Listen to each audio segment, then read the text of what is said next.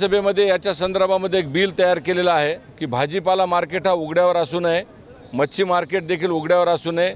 त्या बिलाला आता येणाऱ्या मान्सूनच्या अधिवेशनामध्ये कदाचित ते पटलावर ठेवण्यात येईल।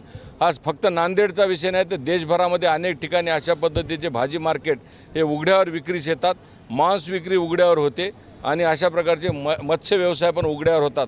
तर त्याकरता ते न्यूट्रिशनल व्हावं, हायजेनिक व्हावं म्हणून त्यांच्यासाठी शेड उपलब्ध करून द्यावेत अशी एक मागणी मी केलेली आहे। आज मी महापालिका आयुक्त आणि कलेक्टरांना पण विनंती केली आहे आणि त्यासाठी मी माझा खासदारकीचा निधी पण आज या ठिकाणी घोषित पण केलेला आहे।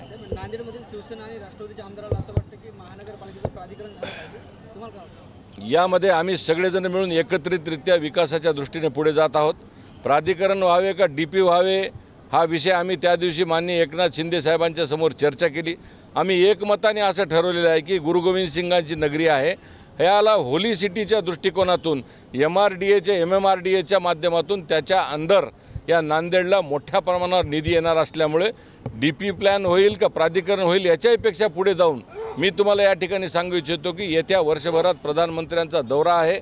एक गुरु गोविंद सिंगांचा आणि गुरु तेग बहादुरांची एक मोठी कार्यक्रम या ठिकाणी प्रधानमंत्री मोदीजींच्या काळात होणार आहे।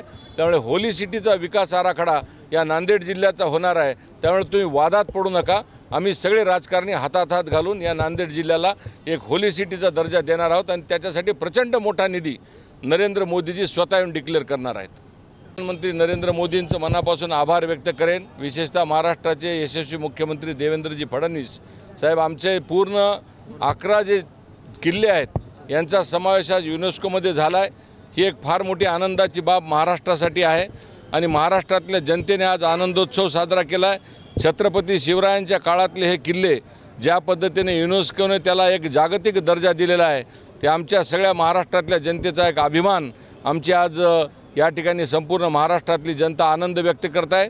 त्याबद्दल मी पंतप्रधान मोदीजींचे आणि महाराष्ट्राचे मुख्यमंत्री देवेंद्र फडणवीसांचे मनापासून आभार व्यक्त करतो। निश्चितच त्या संदर्भामध्ये केंद्र सरकार आणि राज्य सरकारमध्ये समन्वय चालू आहे आणि तुम्हाला येत्या 5 वर्षाच्या कालावधीमध्ये एक भव्य अशा पद्धतीचं स्मारक माननीय देवेंद्रजींच्या नेतृत्वात उभारलेलं असं दिसण्यात येईल। ज्या ठिकाणी होईल त्या ठिकाणी माननीय देवेंद्र फडणवीस साहेब येतील, माननीय देशाचे पंतप्रधान नरेंद्र मोदीजी येतील आणि छत्रपतींचा शिवरायांचा हा महाराष्ट्र, हा भारत देश हा एक मोठ्या स्वरूपाचं स्मारक पाहिल अशी मला या ठिकाणी आशा वाटते।